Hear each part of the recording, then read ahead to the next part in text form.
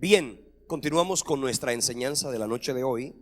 La semana pasada hablamos de las reglas de la interpretación bíblica, cómo interpretar la Biblia, cómo interpretar la Biblia. Interpretar la Biblia y entender la Biblia son dos cosas distintas. Interpretar la Biblia y entender la Biblia son dos cosas diferentes. Usted entiende la Biblia cuando comprende el mensaje general de la Escritura. Usted tiene que aprender a escudriñar el mensaje central de la palabra de Dios. Usted, cuando entiende la palabra en su contexto general, usted puede entonces entrar a interpretar pasajes particulares que en algún momento usted los requiera interpretar. Hablábamos de algunas reglas la semana pasada. Hablábamos de la regla más importante, la regla por antonomasia en cuanto a la interpretación bíblica, y esa regla dice que la Biblia es su propio intérprete. ¿Qué quiere decir eso? Quiere decir que la Biblia misma se interpreta a sí misma, es decir, la palabra misma es su propio intérprete. La misma Biblia va a encontrar en otros pasajes todo lo que usted necesita para comprender lo que allí se exprese. Una de las reglas que se desprenden de ellas, de esta regla principal se desprenden varias. Una de ellas es aquella que dice que la Escritura, o mejor, específicamente esta, que tiene que ver con es preciso y en cuanto sea posible tomar las palabras en su sentido usual y ordinario. Es decir, no pretender siempre buscar un lenguaje profundo, sino simplemente ir a lo que la palabra indica. Cuando usted está leyendo la Biblia y encuentra una palabra, usted debe procurar, ¿cierto?, tomar esas palabras en el sentido usual y ordinario, ¿ok? En algunos pasajes a usted le va a indicar que en algunos momentos usted necesita ir un poco más allá, es decir, ser un poco más profundo. Pero por lo general usted va a partir del hecho de que a la hora de interpretar la Biblia, usted va a tomar las palabras en su sentido usual y ordinario. También decíamos que como segunda regla es preciso tomar las palabras en el sentido que indica el conjunto de la frase. Es decir, la palabra nos va a permitir entender algo de acuerdo a lo que dice la frase. Una palabra en una frase significa una cosa, aunque sea la misma palabra, en otra frase significa otra cosa. Hay que tratar de mirar lo que la palabra interpreta o lo que la palabra quiere decir en el conjunto de la frase. Por ejemplo, la Biblia dice: no améis el mundo ni las cosas que están en el mundo. ¿Qué está diciendo la palabra? Que no amemos el mundo. Sin embargo, en Juan dice la Biblia: porque de tal manera amó Dios al mundo. Entonces fíjese, ¿qué hay que hacer? Tomar la palabra en el sentido que indica la frase. Y si la palabra dice no améis el mundo ni las cosas que están en el mundo, está refiriéndose a lo pagano, a lo mundano, a los deseos de los ojos, a la gloria de la vida, a todo eso que dice la Biblia que pasa, pero el que hace la voluntad de Dios permanece para siempre. Cuando dice porque de tal manera amó Dios al mundo, quiere decir que Dios amó al género humano, que amándolo fue cuando pensó en dar a Jesucristo como propiciación por nuestros pecados. Cuando leemos la tercera de las reglas, dice que es necesario tomar las palabras en el sentido que indica el contexto.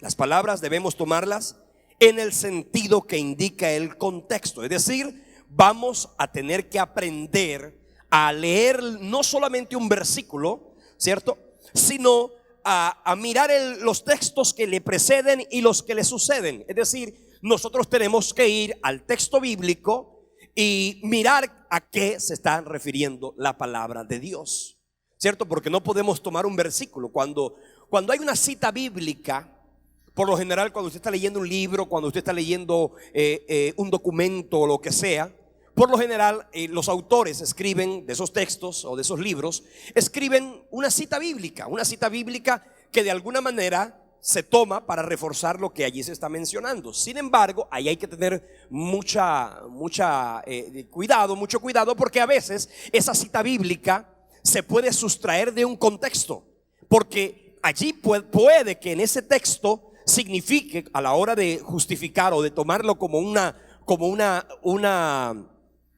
referencia o como un soporte, allí significa eso. Pero si nosotros miramos en el contexto en que está escrito, entonces vamos a poder entender que significa quizás otra cosa diferente. Es decir, no puede usted tomar un texto fuera del contexto. Porque dijo alguien, un texto fuera de contexto es un mero pretexto. Y hay mucha gente que usa pretextos, cierto que sí, para decir, obviamente, y negar y ignorar, cierto, todo lo que la Biblia misma enseña. Hay mucha gente que toma nada más el texto y dice, óyeme, Salomón, 700 mujeres, 300 concubinas, óyeme, qué cosa tan impresionante. Está claro. Pero si usted lo mira en el contexto, no solamente, bueno, y más adelante vamos a hablar de los contextos. Hay contextos gramaticales, es decir, los que tienen que ver con el texto bíblico, pero hay contextos históricos, hay contextos culturales. Entonces, y hay contextos que son los contextos dispensacionales. Un contexto dispensacional, por ejemplo, para explicarle, es que cuando usted está leyendo la Biblia, usted debe entender que en la Biblia hay varias dispensaciones. Hoy, por ejemplo, estamos en la dispensación de la gracia. Un texto bíblico en esta dispensación tiene un significado diferente al texto bíblico que tenía en la dispensación de la ley, por ejemplo. La ley es otra dispensación y en la Biblia encontramos varias dispensaciones. La primera de ellas, la dispensación de la inocencia. Después vino la dispensación de la conciencia. Después vino la dispensación del gobierno humano. Después vino la dispensación de la promesa. Después vino la dispensación de la ley. Después vino la dispensación de la gracia. Y después vendrá la dispensación milenial. Son dispensaciones que a lo largo de la historia debemos aprender. Cuando usted está leyendo la Biblia, usted debe decir, esto forma parte de la dispensación del gobierno humano, ¿cierto? Y en esa dispensación, si usted está leyendo, usted debe entender a qué se refiere la Biblia en ese momento particular. Entonces, pensando en eso, uno tiene que mirar, por ejemplo, mirar contextos que tienen que ver, por ejemplo, con la historia o con el contexto gramatical. Por ejemplo, vamos a mirarlo. En Ezequiel capítulo 37, versículos del 19 al 20, dice la palabra del Señor así: diles, así ha dicho Jehová el Señor, he aquí, yo tomo el palo de José que está en la mano de Efraín, y a las tribus de Israel sus compañeros, y los pondré con el palo de Judá, y los haré un solo palo, y serán uno en mi mano. Los palos sobre que escribas estarán en tu mano delante de tus ojos. ¿Sabe? Ese texto bíblico lo han usado los señores mormones, porque óigame bien, hoy día hay bastantes mormones, bastantes. Y ellos están llamando mucho la atención. ¿Sabe por qué están llamando mucho la atención? Por la manera como ellos plataforman su doctrina de la familia. El concepto que ellos tienen de familia es un concepto bien lindo, para decirlo de alguna manera. El concepto de familia es bien lindo y es muy atractivo, y mucha gente se ha visto atraído por ese concepto que la iglesia mormona tiene de la familia. Sin embargo, no podemos olvidar que hay un veneno, y un gran veneno. Eso es como si usted se tomara una jarra de agua cristal así bien pura de manantial, pero tiene una gotica de cianuro. Pero es una gotica, pastor, es una gotica. Eso que no hay que ser exagerado. Hay gente que exagera demasiado. Una gotica de cianuro en un litro de agua, eso no es nada. Tómatelo para ver. ¿Usted se lo tomaría? Entonces, tenga mucho cuidado, porque no es maravilla, dice la Biblia, Satanás se disfraza como ángel de luz, un ángel que atrae algo que... Y los mormones tomaron ese texto bíblico para decir lo siguiente: 2 palos significa 2 libros. Uno, la Biblia, y el otro, el libro de Mormón. Hablando con un mormón, con un miembro de la iglesia de Jesucristo de los Santos de los Últimos Días, él me decía: mire, sí, claro, la Biblia tiene autoridad doctrinal de fe, doctrina y conducta, pero también el libro de Mormón lo tiene, porque la misma Biblia hablaba del libro de Mormón. Yo le dije: ¿y dónde la Biblia dice? ¿Dónde la Biblia habla del libro de Mormón? Me citó Ezequiel 37. Dice: aquí hay 2 palos que un día se van a unir. Y de hecho dice para José. Y como su promulgador y fundador es el señor José Smith, entonces dicen: claro, ahí está. Y todo descontextualizado. Señores, esa profecía es una profecía que habla de que los 2 pueblos, porque Israel se dividió en 2. Después de Salomón, el reino se dividió en 2. En Israel al norte, que también se llama Efraín. Cuando la Biblia habla de Efraín, cuando la Biblia habla de Israel, se está refiriendo al reino del norte. Y cuando habla de Judá, está hablando del reino del sur. Entonces fíjese, en la misma nación se dividió: Israel al norte, cuya capital era Samaria, y al sur el reino de Judá, cuya capital era, ¿cuál? Jerusalén. Ahí está. Entonces Dios promete en su palabra que Él uniría a esos dos pueblos, que serían una sola nación, que volverían a ser una sola nación. Entonces ese texto no tiene nada que ver con eso. Por ejemplo, en una oportunidad estuve en una iglesia que fui invitado a predicar, y entonces ese día había cena del Señor. Entonces pasó una persona a ministrar la cena, y entonces él usó un texto de la Biblia que se encuentra allá en el libro de Apocalipsis, ¿cierto?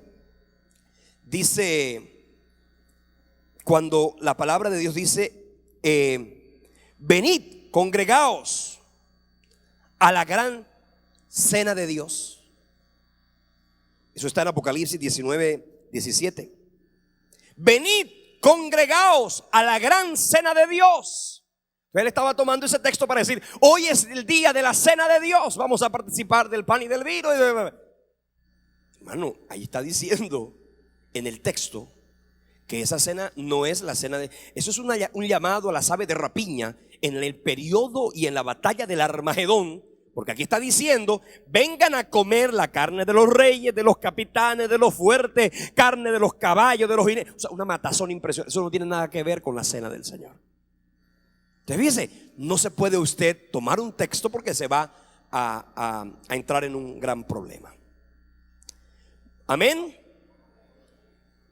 En 1 Corintios, por ejemplo, la iglesia tradicional tomó el texto de 1 Corintios capítulo 3, versículos del 5 al 15, que dice que, bueno, por ejemplo, que las obras de cada uno sobre el fundamento que es Cristo, sobre ese fundamento cada uno debe sobreedificar. Y alguno edificará con madera, heno u hojarasca, y otros van a edificar con oro, plata y piedras preciosas. Pero dice que la obra de cada uno, el fuego la probará. Toman ese texto fuera del contexto que tiene que ver con la obra de cada creyente para decir y para sustentar la doctrina del purgatorio. No, purgatorio, o sea, donde van las pulgas. Porque en la Biblia esa doctrina del purgatorio no existe. No hay un solo texto bíblico. Por ejemplo, ahí se violó la regla fundamental de la hermenéutica, que significa que la Biblia misma es su propio intérprete. No hay otro pasaje en la Biblia que hable del purgatorio, como tampoco hay un pasaje en la Biblia que hable del limbo. Sin embargo, la iglesia tradicional se inventó el purgatorio, se inventó el limbo, y desde entonces algunos andan en él, en el limbo o en el purgatorio. Antes no existía eso. Por cuarta regla encontramos esta frase: es preciso tomar en consideración el propósito del libro para aclarar las palabras y las expresiones oscuras de un texto. Mire eso. Es preciso, para los que apuntan, tomar en consideración el propósito del libro para aclarar las palabras o expresiones oscuras de un texto, así como para entender el por qué un determinado pasaje en un determinado libro. Usted tiene que tener bien claro que la Biblia fue escrita originalmente por un autor, cualquiera de los hombres de Dios que escribieron, y fue escrita a un destinatario. Fueron escritos a un destinatario. No todos los libros tenían un objetivo, un destinatario. No todos los libros tenían ese propósito. El Nuevo Testamento en su mayoría, tenía destinatarios. El Antiguo Testamento no los tenía. El Antiguo Testamento eran libros que Dios había ordenado que se escribieran para memoria del mismo pueblo, para memoria posterior la posteridad del mismo pueblo de Israel. Pero en el Nuevo Testamento usted va a encontrar que los libros de la Biblia tenían un propósito. Yo hago una pregunta: ¿usted se ha dado a la tarea de investigar cuál fue el propósito que tuvo el autor a la hora de escribir ese libro? ¿Usted se ha dado la tarea de averiguar, por ejemplo, quiénes son los destinatarios de esos libros? Porque dependiendo, óigame bien, dependiendo de ese destinatario, usted va a poder entender el mensaje del mismo libro. Vamos a explicarlo. Por ejemplo, en el Evangelio, en la Biblia encontramos 4 versiones del Evangelio: Mateo, Marcos, Lucas y Juan. 4 evangelios. ¿Por qué 4? ¿Por qué no uno solo? ¿Por qué 4 evangelios? Si usted comienza a mirar, óyeme, y me he dado cuenta que Mateo dice en algunas cosas lo mismo que dice Marcos. Marcos dice lo mismo que dice Lucas. Entonces, ¿por qué no abreviaron y metieron todo en un solo libro? Le voy a explicar por qué. Cada uno de esos evangelios fue escrito con un propósito diferente. Fue escrito con un propósito diferente porque cada uno de esos libros tenía un destinatario distinto. Y le voy a explicar el propósito que tenían cada uno de los evangelistas a la hora de escribir. Por ejemplo, Mateo, el Evangelio de Mateo, 25 capítulos, 28 capítulos tiene el Evangelio de Mateo, 28 capítulos. ¿A quién lo dirigieron? El autor, ¿a quién se lo dirigió? A los judíos que estaban en aquella época. Es decir, que el Evangelio de Mateo fue escrito a los judíos. Por ser escrito a los judíos, de todos los 4 evangelios, es el que más citas tiene del Antiguo Testamento. Porque no podía hablarle a los judíos sin que los judíos tenían bastante claridad en relación a las leyes, a los salmos, a las leyes proféticas, a los textos proféticos, a la Torá y todo lo demás. Entonces, cuando encontramos el Evangelio de Mateo, encontramos que el destinatario fue ¿quiénes? Los judíos. Los judíos que se estaban convirtiendo, los judíos que iban a entender y que comenzaban a entender y a comprender que Jesucristo es el Mesías. Entonces, fíjese una cosa: el propósito de Mateo a la hora de escribir el libro fue mostrar a Jesús como el Mesías. El Mesías prometido era mostrar a Jesucristo como Yeshua HaMashiach, el Mesías prometido en la antigüedad. Por eso hay tantas citas bíblicas. Cuando hablamos, por ejemplo, del evangelio que viene a continuación, es el Evangelio de Marcos. El Evangelio de Marcos fue escrito a los creyentes neotestamentarios de origen romano. De origen romano, ¿cierto? Era dirigido a aquellos nuevos creyentes de origen romano. La cultura romana era una cultura muy práctica, demasiado práctica. Un romano no se daba a la tarea, no era tan dado al conocimiento, no era tan dado al... No, era muy práctico. El imperio romano y la cultura romana era muy práctica.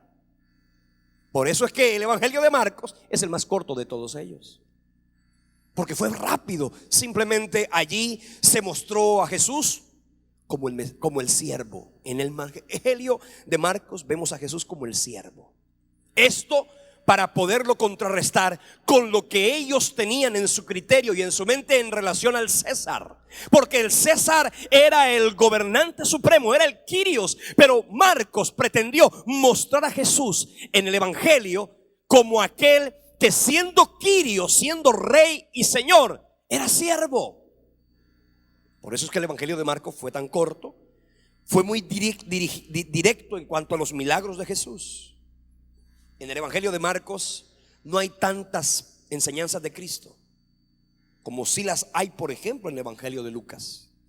Lucas fue dirigido, su evangelio fue dirigido específicamente a la cultura griega. El Evangelio de Lucas, así como también el libro de los Hechos de los Apóstoles, fue dirigido, y de hecho ahí dice excelentísimo Teófilo. Teófilo era un griego que tenía una gran influencia.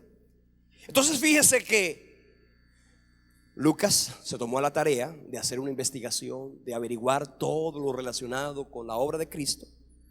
Y entonces, cuando se habla del Evangelio de Lucas, ahí encontramos, por ejemplo, que en ese pasaje, en ese libro, se muestra mucho a Jesús como el hombre perfecto. Ustedes saben que los griegos eran muy dados a ovacionar la belleza humana.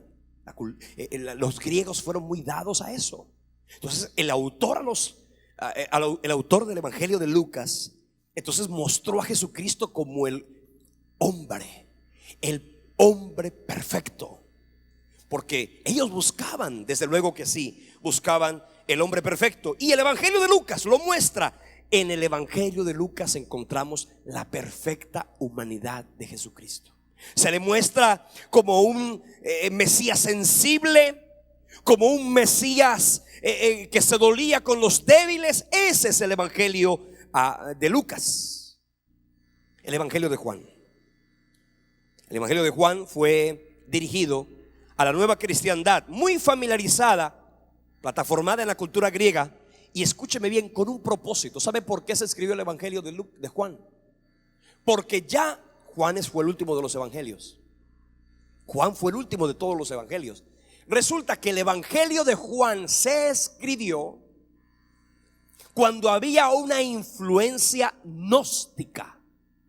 El gnosticismo, y usted lo puede comprobar en las cartas de Juan, primera, segunda y específicamente la tercera carta de Juan, cuando habla acerca del gnosticismo que se estaba proliferando. Entonces comenzaron a mostrar que Jesucristo no había venido en carne.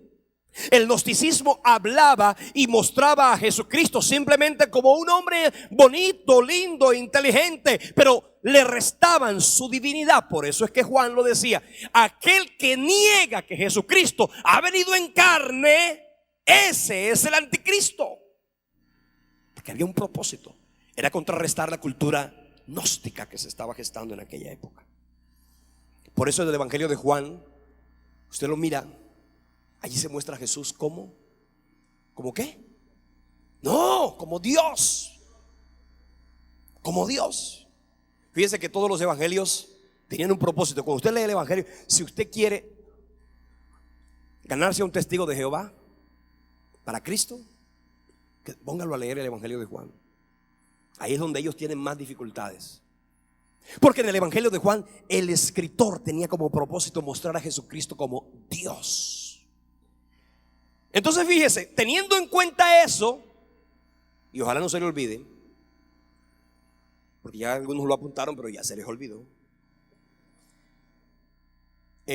Ojalá no se le olvide a la hora de escribir, a la hora de leer y de tener presente lo que ahí está escrito. Cuando leemos, por ejemplo, la carta del apóstol Pablo a los Gálatas, ¿para qué se escribió la carta a los Gálatas? Se escribió para corregir errores y daños que se estaban dando en la nueva iglesia, causados por doctrinas heréticas.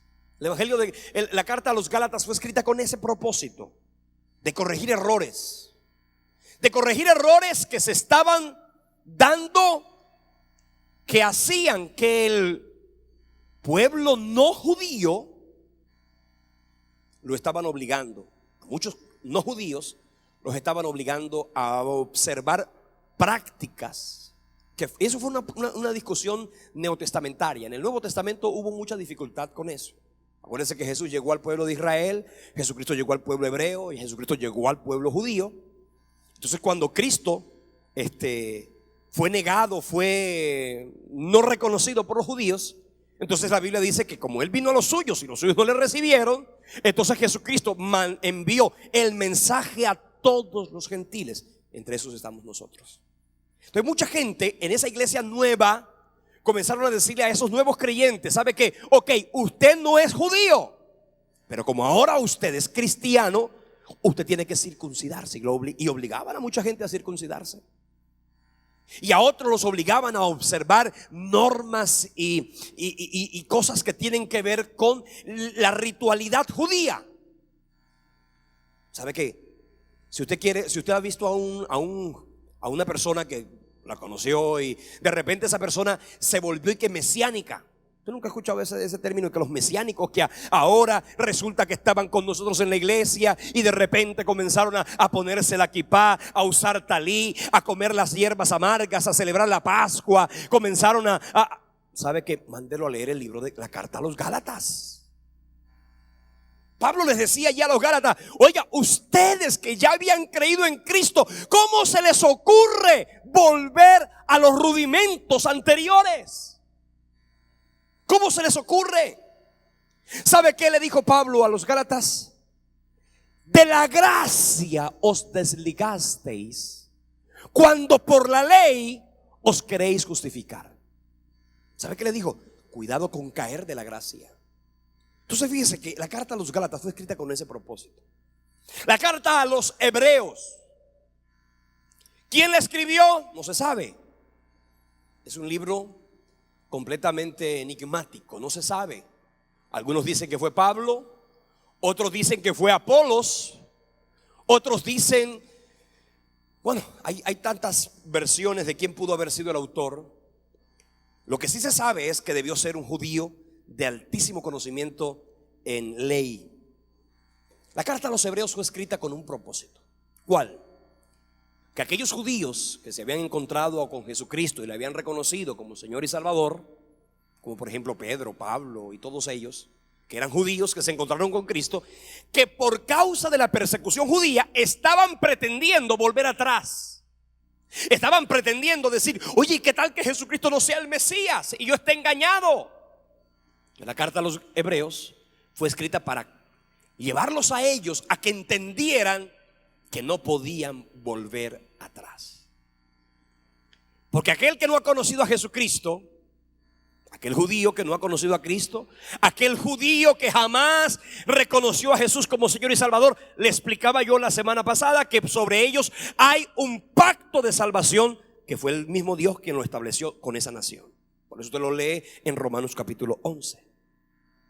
Pero usted debe tener algo bien claro, y es que cuando un judío reconoció a Jesucristo como el Mesías, si él vuelve atrás y dice: ¿sabe qué?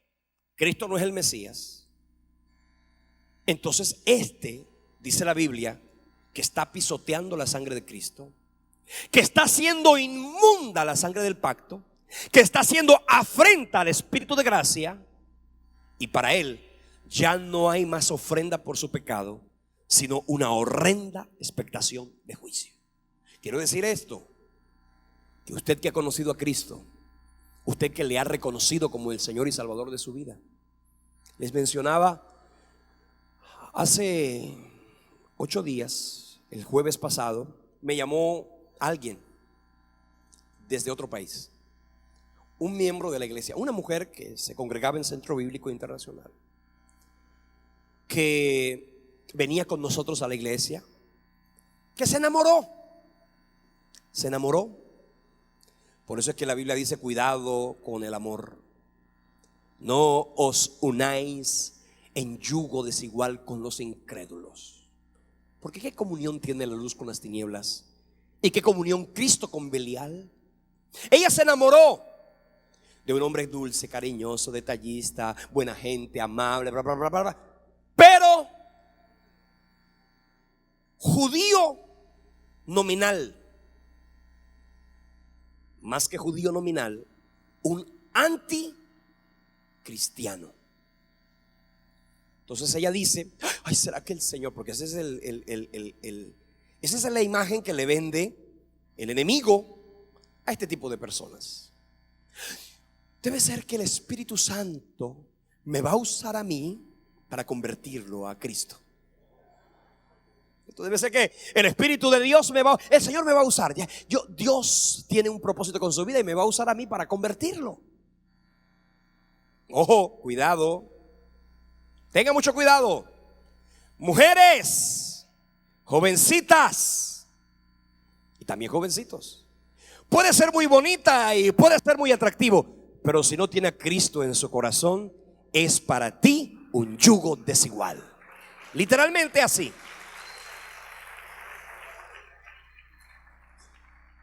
Mire, no le entregues en bandeja de plata tu corazón a aquel que solo sabe comer en plato desechable. No lo digo por ustedes, pero a ustedes se los digo. Tengan mucho cuidado con eso. Entonces fíjese una cosa interesante aquí. Ella me dice: pastor, imagínese que me ha hecho dudar, que Jesucristo era un farsante, que Jesucristo era esto, que eso. Y el personaje aquel le dijo: para que tú y yo nos casemos, tú tienes que hacerte judía. Y para hacerte judía, tú tienes nada más ni nada menos que negar a Jesucristo. Yo le dije: hermana, ¿sabe qué? Salga corriendo. Porque no es su ministerio, no es su capacidad. Usted no sabe cómo llevarlo a los pies de Cristo. Entonces, tenga mucho cuidado. Hay algunos que, habiendo conocido a Cristo, vuelven atrás. El que vuelve atrás, la Biblia lo llama eso el pecado imperdonable. El pecado imperdonable es la blasfemia contra el Espíritu Santo. Quien hace afrenta al Espíritu de gracia, tiene por inmunda la sangre del pacto y pisotea a Cristo. Dice la palabra de Dios que mejor le fuera no haber conocido a Cristo que después de haberlo conocido apartarse, porque le va a suceder lo del verdadero proverbio que dice que la puerca vuelve al cieno como el perro vuelve al vómito. Horrible. Un perro. ¿Usted nunca ha visto un perro comiéndose el vómito? Yo sí los he visto cuando vuelven al carnaval, cristianos, comiéndose otra vez el vómito. Ya habían renunciado, se habían caminando en la santidad de Dios, y usted lo ve allá, ay, con la comparsa y la guacherra. Ahí está el perro comiéndose el vómito. Wow.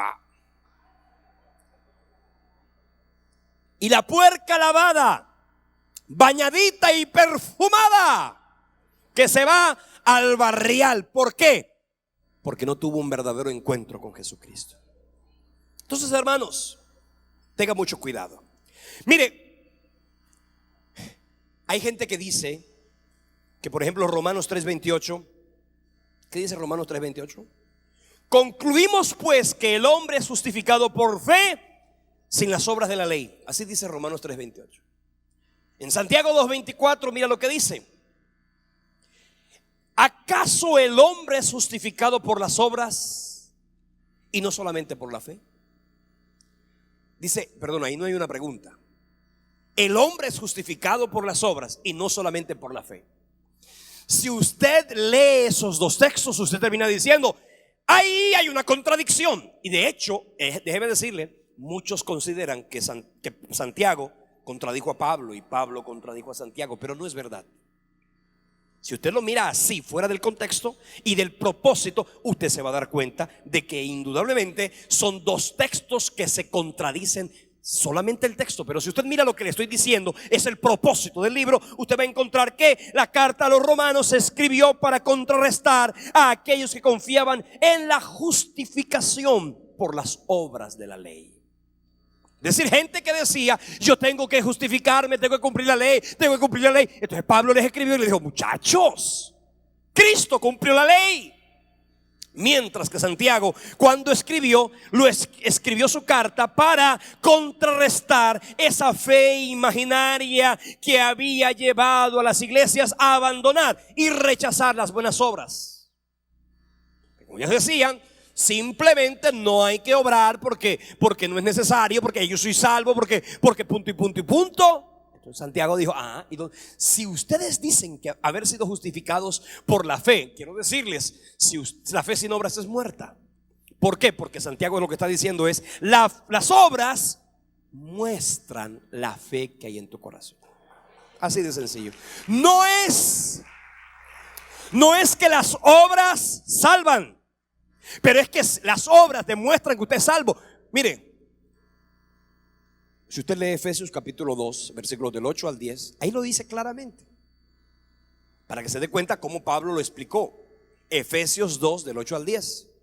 Allí la palabra de Dios dice: Vamos a poner Efesios 2 del 8 al 10. Y ahí vamos a poder entender ese contexto general que es muy importante. Dice, ¿por qué? Por gracia, significa un regalo inmerecido. Por gracia sois salvos por medio de ¿qué? De la fe. Dice, esto no es de vosotros, es un regalo de Dios. Dice más adelante, no es por obras para que nadie se gloríe. Está Pablo diciendo, no son las obras las que te hacen salvo, porque si fuera por obras te gloriarías. No es por obras para que nadie se gloríe. El versículo 10 dice, porque somos hechura suya, creados en Cristo Jesús para buenas obras. Fíjese que las obras no son la causa de la salvación, sino que son la consecuencia de la salvación. Si usted es salvo, usted tendrá que ser una persona que haga buenas obras. Pero no son las obras las que le dan salvación a usted. Es usted salvo el que promueve y produce buenas obras. ¿Amén o no amén? Y por último, la regla de interpretación bíblica número 5 dice que es necesario consultar los pasajes paralelos. ¿Es necesario consultar qué? Los pasajes paralelos. Un pasaje paralelo son aquellas porciones bíblicas que se refieren a un mismo asunto y que se encuentran en distintos lugares en relación con el pasaje que estudiamos. Los pasajes paralelos son aquellos que tienen relación o tratan con un mismo asunto. Cuando usted está leyendo, y de hecho las doctrinas se fundamentan en esta regla de interpretación. Una doctrina debe ser sustentada por varios pasajes de la Biblia, los pasajes paralelos. Por ejemplo, y vamos a mirar, es decir, lo que se podría considerar como una unidad temática. Hay unidades temáticas. Recuerden una cosa, la Biblia no es un tratado de teología. La Biblia no es un tratado teológico, aunque la Biblia tiene teología. Un tratado teológico, ¿qué es? Vamos a hablar de la fe. Cuando se habla de la fe, buscamos todo lo que tiene que ver con la fe en la Biblia y armamos, es decir, tomamos las flores del jardín y ¿qué hace la teología? Armar el florero. Pero las flores no todas son del mismo libro. Se toman de aquí, se toma de acá. Todas ellas plataformados en la primera y más importante regla de interpretación bíblica, que dice que la misma Biblia se interpreta a sí misma. Entonces, cuando yo tomo todos los textos de la Biblia que hablan de un mismo punto, entonces yo comprendo que la Biblia es maravillosa. Denle un fuerte aplauso a Jesús. Amén, amén. Por ejemplo, los pasajes paralelos permiten interpretar armónicamente la Biblia, estableciendo la relación estrecha que hay entre ellos. Porque recuerde que la Biblia no se contradice, se complementa. Un libro complementa a otro libro de los divinamente inspirados. Porque si usted mete libros deuterocanónicos o apócrifos, sin lugar a dudas se va a meter un enredo.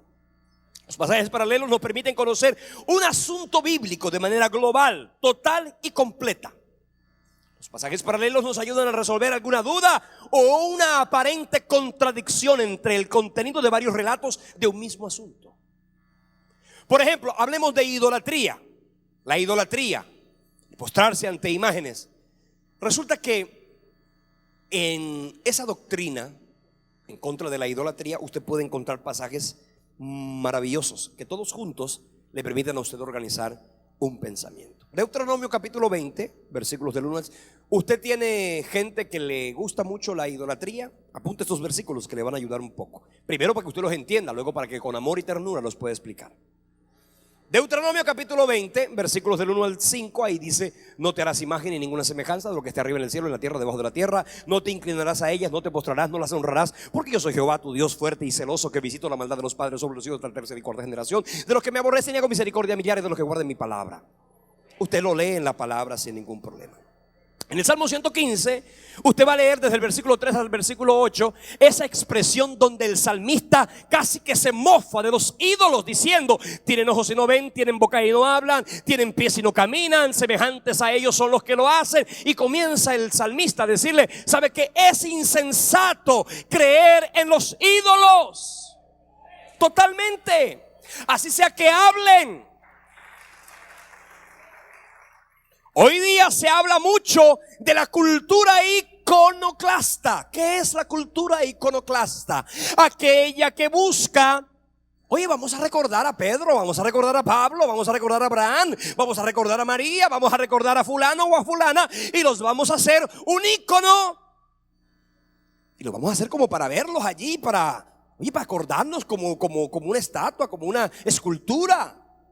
Pero el problema de la humanidad es que somos, los seres humanos en su generalidad, somos idólatras por naturaleza. Por lo tanto, la Biblia es bien clara con cercenar toda posibilidad y todo vestigio de idolatría, porque el hombre fácilmente rinde culto a las imágenes y criaturas antes que al Creador, como dice la Biblia en Romanos capítulo 2. Entonces, ojo con eso. Ay, sí, y usted puede ver, mire, un cristiano bajo ninguna circunstancia necesitará tener un ídolo para decir, ay, es que yo me quiero acordar de él. No, la Biblia dice en Romanos, en Juan capítulo 4, creo que es el versículo 24, que dice, Dios es espíritu, y los que le adoran es necesario que le adoren en espíritu y verdad. En 2 Timoteo 2:5 usted va a leer ese pasaje que dice, porque hay un solo Dios y un solo mediador entre Dios y los hombres, Jesucristo hombre. No hay otros mediadores. En Isaías capítulo 40, versículos del 18 al 21 dice, el artífice prepara la imagen de talla, el platero le extiende el oro y le funde cadenas de plata. El pobre escoge para ofrecerle madera que no se apolille. Se busca un maestro sabio que le haga una imagen de talla que no se mueva. No sabéis, no habéis oído que el Dios eterno es Jehová, el cual creó los confines de la tierra, no desfallece, ni se fatiga con cansancio, y su entendimiento no hay quien lo alcance. Y ahí comienza el escritor, el libro del profeta Isaías, hablando de que es insensato postrarse ante imágenes, aunque sean lindas, aunque tengan oro, aunque estén adornadas de manera maravillosa, lujosa y suntuosa. ¿Sabe qué? No sirven de nada, de ninguna manera. Le voy a hacer una pregunta importante que quiero que usted me conteste. ¿Qué es más importante? ¿O usted qué prefiere? ¿Un diablo de oro o un Cristo de aluminio? ¿Un diablo de oro o un Cristo de aluminio? Si a usted lo ponen a escoger, ¿usted qué escoge? Yo sí escogería. Yo escogería el diablo de oro, porque lo fundo, lo vendo y me hago un sancocho a costilla al diablo. Porque ¿de qué sirve un Cristo de aluminio? De nada. No tienen poder, dice la palabra. En Isaías capítulo 46, ahí también el mismo profeta decía maravillosamente. Isaías capítulo 46. Isaías 46, versículos del 5 en adelante, dice: ¿a quién me asemejáis y me igualáis y me comparáis para que seamos semejantes? Sacan oro de la bolsa y pesan plata con balanzas. Alquilan un platero para hacer un dios de ello. Se postran y lo adoran. Qué insensato. Lo echan sobre los hombros, lo llevan y lo colocan en su lugar. Allí está, no se mueve de su sitio. Le gritan y tampoco responde, ni menos libra de la tribulación. Ahí está la procesión. Ahí está la procesión. Y óigame bien, tenga cuidado. No me diga usted únicamente que la iglesia romana es la que hace procesiones. La iglesia anglicana también hace procesiones. Yo he visto fotos donde la iglesia anglicana anda con las imágenes, exactamente lo que está escrito aquí. Solo que hacen, fíjate que la iglesia de Roma tiene la imagen de San Pablo, ¿no? Sí, también. Ojo, aquí dice la palabra: lo cogen, lo llevan, lo ponen, lo traen. Se cae, se parte y luego lo reparan. Por eso dice: ¿a qué me haréis semejante? ¿O qué me compararéis? Yo soy espíritu. Los que me adoren, es necesario que me adoren en espíritu y en verdad. ¿Amén o no amén? Termino leyendo Jeremías capítulo 10, ahí está también escrito. Del 1 al 5 dice: oíd la palabra de Jehová, que Jehová ha hablado sobre vosotros, oh casa de Israel. Así ha dicho Jehová: no aprendáis el camino de las naciones, ni de las señales del cielo tengáis temor, aunque las naciones les teman. Porque las costumbres de los pueblos son vanidad. Porque el leño del bosque cortaron, obra de manos de artífice con buril. Con plata y oro lo adornan, con clavos y martillo lo afirman para que no se mueva. Derechos están como palmera, y no hablan, son llevados porque no pueden andar. No tengáis temor de ellos, porque ni pueden hacer mal, ni para hacer bien tienen poder. Que lloró, que yo vi que lloró, que le creció el pelo. Cuidado, no tienen poder para... Es que lloró y que la estatua lloró y le sacaron Óigame, en Apocalipsis capítulo 13, una imagen va a hablar, así que no se sorprenda. Y eso lo hará el anticristo, o lo hará el mismo diablo. Y si no tengáis temor de, ni no tienen poder para hacer el mal, ni para hacer el bien tienen poder. No hay semejante a ti, oh Jehová, grande eres tú, aleluya. Grande es tu nombre en poderío. Y aquí está diciendo: ¿quién no te temerá, oh Rey de las naciones? Porque a ti es debido el temor. Porque entre todos los sabios de las naciones y en todos los reinos no hay semejantes a ti. Todos se infatuarán y entontecerán. Enseñanza de vanidades es el leño, y en este caso el yeso o lo que sea. Traerán plata batida de Tarsis y oro de Ufaz, obra de artífice y de las manos de fundidor. Las vestiduras de azul y la púrpura, obra de peritos es todo. Mas Jehová es el Dios verdadero, Él es Dios vivo y Rey eterno. A su ira tiembla la tierra y las naciones no pueden sufrir su indignación. Así que, hermano, un creyente nacido de nuevo no puede. Y aquí está todo esto que estamos haciendo: mirar pasajes paralelos. Mirar pasajes paralelos. Ay, pastor, me dijo una hermana de la religión tradicional: ¿y acaso Dios no le dijo a Moisés que hiciera un arca y le colocaron unos querubines encima? Precisamente porque la gente terminaría adorando el arca del pacto, Dios la desapareció de la tierra. No habrá un solo arqueólogo que la encuentre, porque Dios mismo la desapareció para que no adoren a la creación en vez del creador. Ay, la serpiente de bronce que hizo Moisés allá en el desierto. Precisamente por eso es que dice la Biblia en segundo libro de Reyes, capítulo 18, versículo 4, que el rey Ezequías la mandó destruir, porque la gente comenzó a adorarla. Ahí están los textos bíblicos. Eso se llama estudiar los pasajes paralelos. Amén. La ofrenda. Oiga, sí que hay bastantes pasajes paralelos para hablar de la ofrenda y del diezmo. No es que el diezmo es del Antiguo Testamento. Déjeme decirle una cosa, mi querido hermano: no llegue a esa conclusión superficial, porque la Biblia habla del diezmo antes de la ley, durante la ley y después de la ley. De la ofrenda, sin lugar a dudas. Entonces vamos a darle a Dios diezmos y ofrendas en esta noche. Vamos a hablar un poquito de las figuras retóricas. Figuras, diga, retóricas. Retóricas, o también llamadas figuras literarias. El idioma el idioma cualquiera que sea es muy rico en figuras retóricas. ¿Qué es una figura retórica? Le voy a explicar. Son formas de expresión que buscan conseguir un efecto mediante el uso del lenguaje. Eso es una figura retórica. Formas de expresión que buscan conseguir un efecto mediante el uso del lenguaje. Las figuras retóricas son palabras, frases o expresiones que se usan de manera figurada, más bien que en sentido literal. Por eso yo le explicaba que no puede haber un método de interpretación que se diga: este debe ser el método de interpretación, porque hay muchas figuras en la Biblia que tienen un significado mucho más profundo de lo que aparentemente muestran a simple vista. Hay gente que solo mirará lo que está en el texto y dejará de descubrir lo que está allí en la superficie. No en la superficie, sino en su profundidad.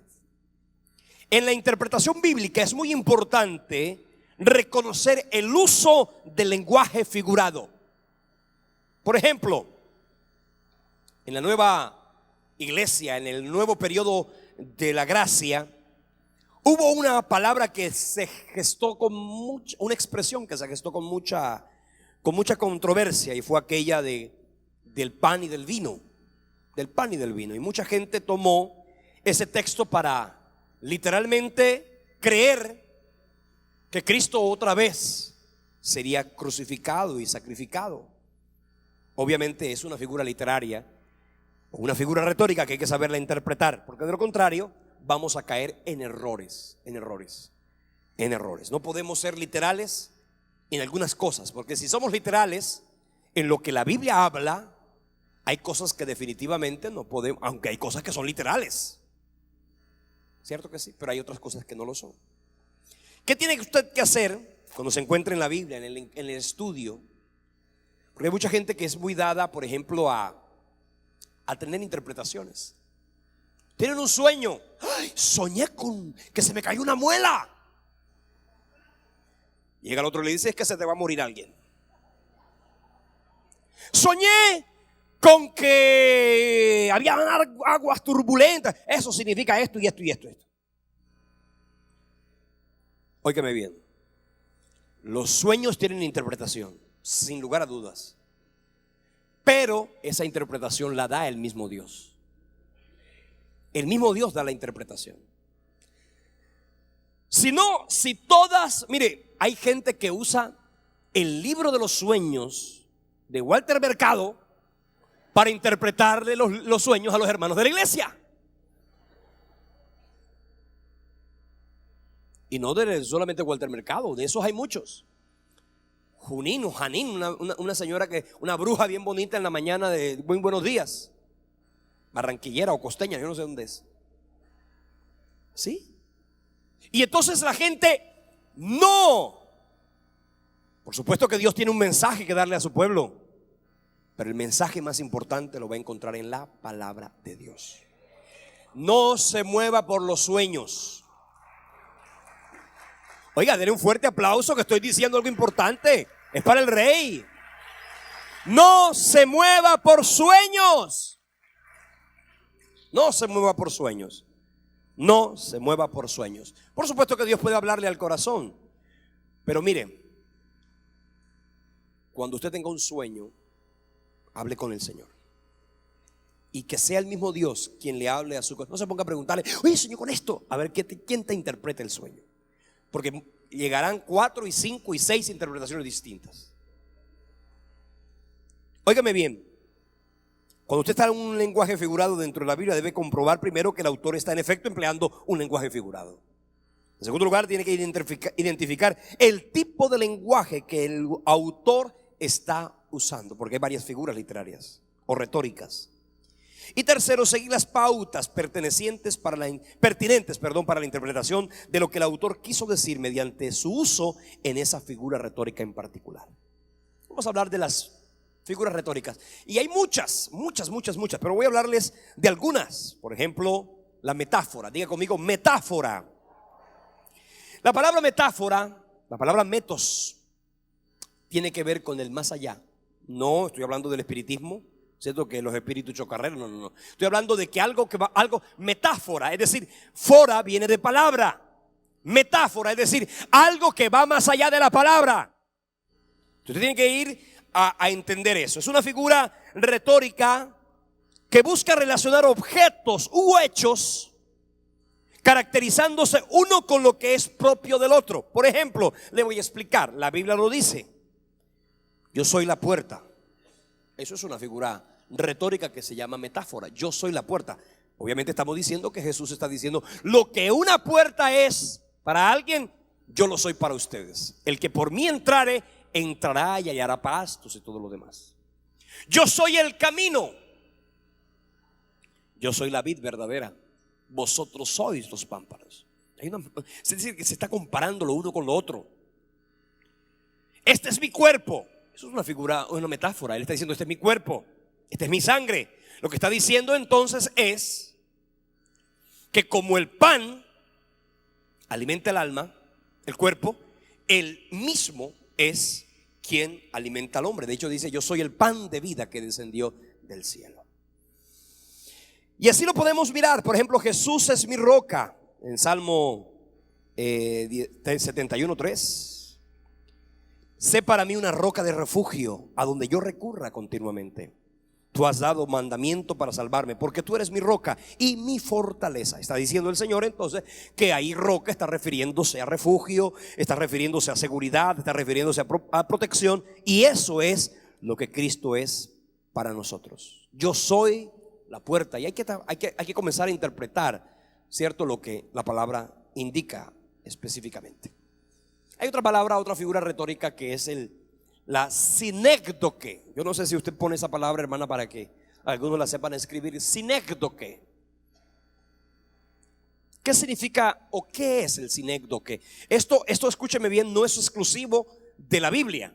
Hay muchas figuras literarias en muchos libros. Por supuesto, la Biblia, al ser un libro rico en lenguaje, va a encontrar usted allí varias figuras literarias. El sinécdoque o la sinécdoque significa cambiar el todo por la parte y la parte por el todo.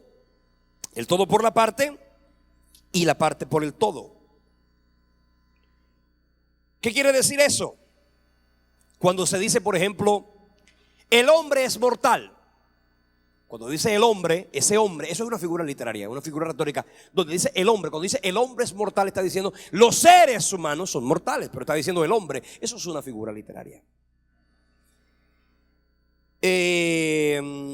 Por ejemplo, Lucas capítulo 2 versículo 1 dice: aconteció en aquellos días que se promulgó un edicto de parte de Augusto César que todo el mundo fuese empadronado. Obviamente no estaba diciendo que todo el mundo, estaba diciendo que la tierra conocida, en ese momento, la comarca de donde Augusto César era emperador, allí, esa comarca de donde llegó el imperio, ahí hubo un censo.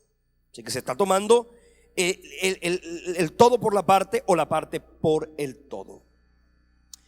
Y así, bueno, podemos encontrar, eso lo encontramos mucho en la Biblia. La metonimia,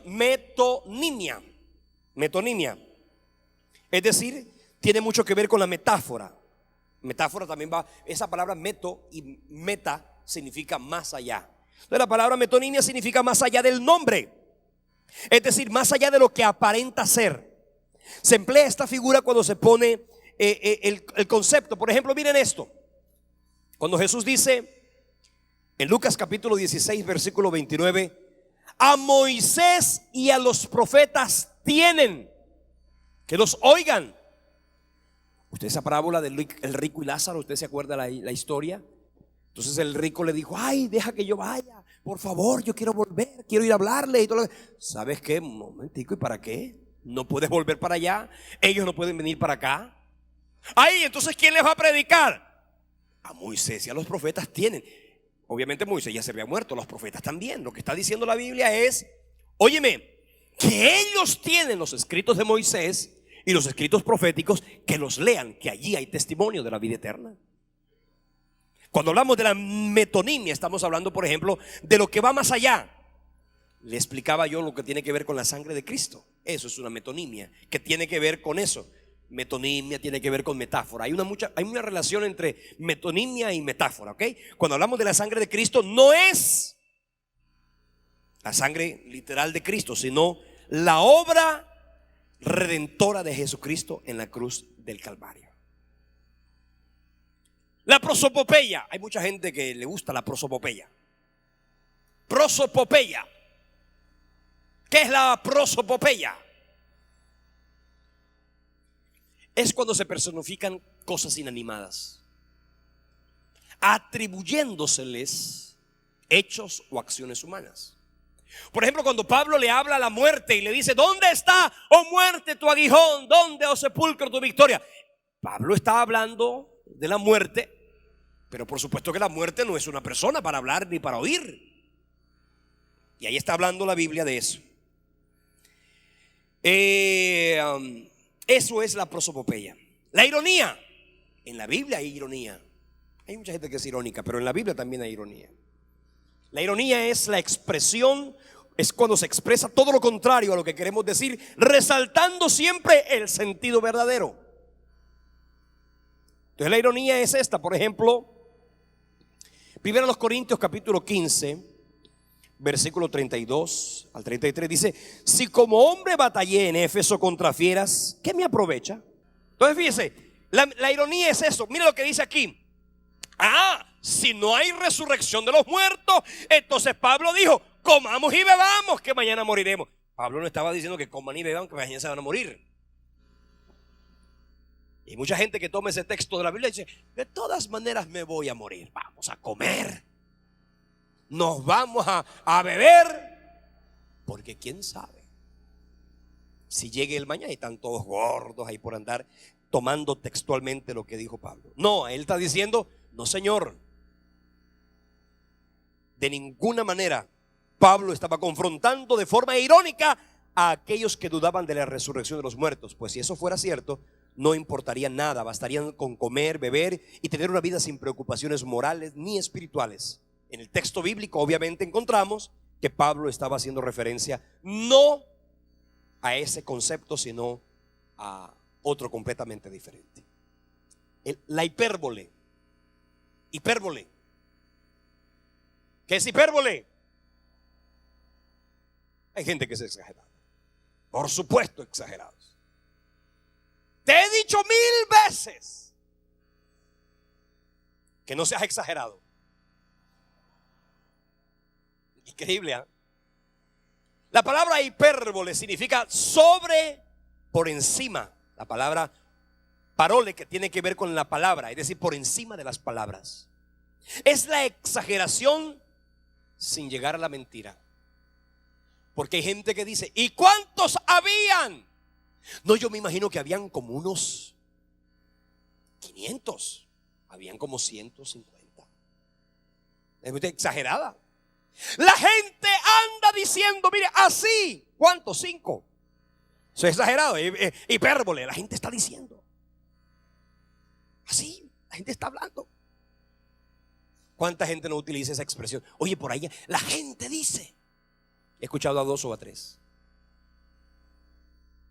Todo el mundo habló. Todo el mundo, por favor, no es todo el mundo. Mira lo que dice la Biblia, textos de hipérbole en la Biblia.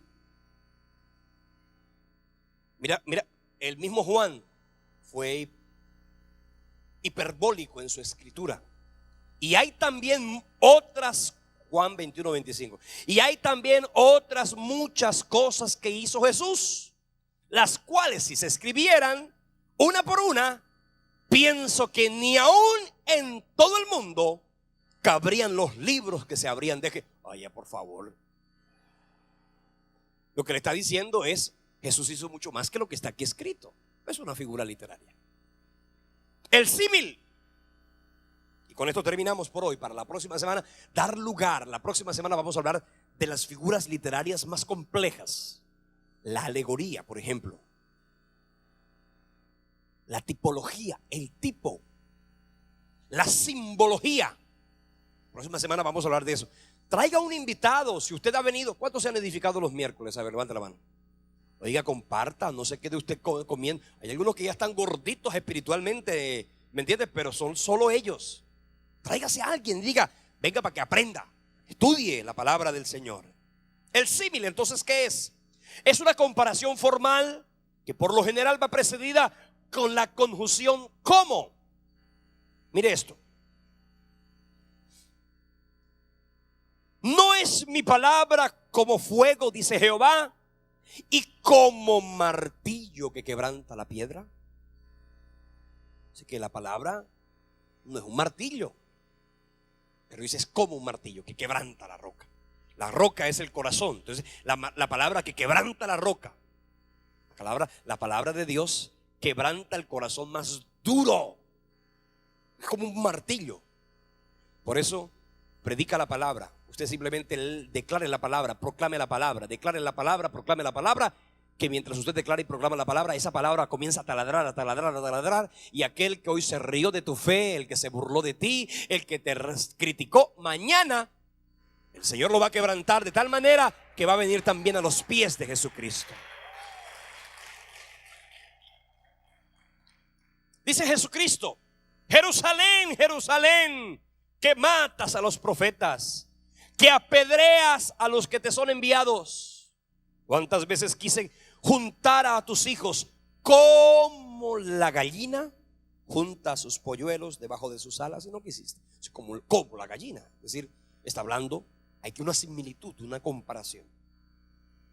Dijo Pablo en 2 Timoteo capítulo 2 versículo del 1 al 5, dice: tú pues, hijo mío, esfuérzate en la gracia que es en Cristo Jesús, la que has oído de mí ante muchos testigos. Esto encarga a hombres fieles que sean también idóneos para enseñar también a otros. Tú pues, sufre penalidades como buen soldado de Jesucristo.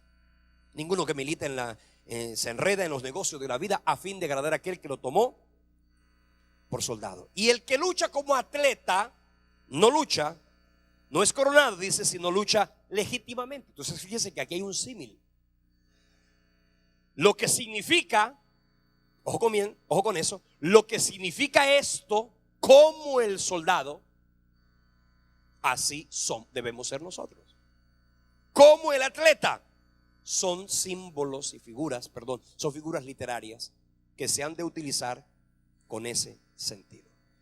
La próxima semana vamos a hablar, por ejemplo, de la armadura de Dios. La gente dice que la armadura del cristiano, la Biblia no dice la armadura del cristiano, dice la armadura de Dios. La armadura de Dios. Entonces los hermanos dicen: hay que ponerse la armadura, pastor. Un día salíamos con una hermana y salíamos de su casa y decía: ay, yo no me he puesto la armadura, y se regresó y me pongo aquí, me pongo acá, porque ella consideraba que había que ponerse la armadura. Hay gente que ¿cuántos se pusieron la armadura hoy? A ver, levante la mano. ¿Vio? Ahí está. Se pone la armadura. La armadura no se pone. Porque si usted se la puso hoy, ¿a qué hora se la quitó? ¿Cuándo se la quitó? ¿Sí? O se le oxidó. Hay un libro que le recomiendo mucho. Se llama El caballero de la armadura oxidada. Hay muchos creyentes con la armadura oxidada. ¿Aló? Vamos a ponernos de pie y terminamos esta noche.